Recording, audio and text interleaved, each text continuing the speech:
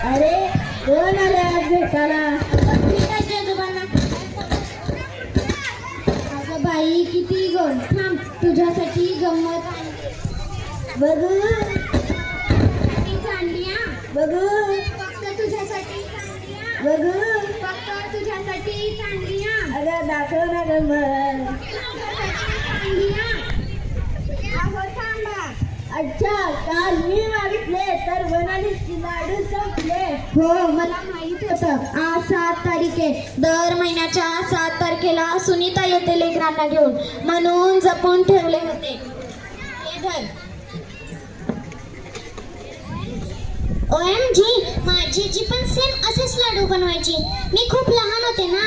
आजी आठवत नाही पण तिच्या हातची चव आठवते. प्रेमाची चव साऱ्या जगात एक सारखीच असते ग पोरे. मॉम म्हणते की आजी आजोबा देवाघरी गेलात. काय असते ते सांगतो हा तुला बस. अगं ते देवाच्या घरून तुझ्यावर लक्ष ठेवत असतील. तुम्ही या घरी का राहता? तुम्हाला नाही येत नातवांची आठवण? येते ना, खूप येते. असं हा असं सुनीता दर महिन्याला 7 तारीख येते आणि तू असे गोड गोड पाहुणे आम्हाला भेटायला आणते. म्हणूनच जगतोय बघा मी, नाहीतर केव्हा. अहो गप्प बसा. तुमच्या आधी मीच जाणार. अजिबात नाही. आपलं काय ठरलंय?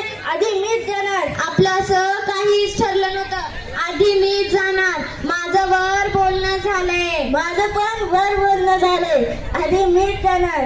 आधी मीच जाणार. करतायत.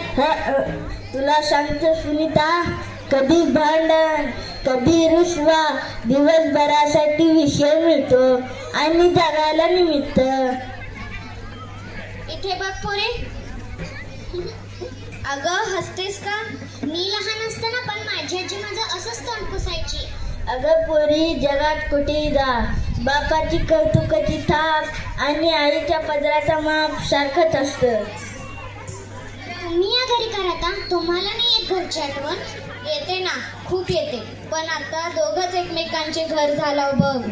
राय तुटलेल्या लाकडावर पाखरू येऊन बसावं असं होतं बघ तुम्ही आल्यावर. माहिती का? तुम्हीच म्हणता ना की जुनं आठवायचं नाही आणि मागचंच आठवायचं नाही. अगं तुला कसं माहितीये वाक्य? माझा डॅडा बोलतो. कुठे राहतेस ग पोरे?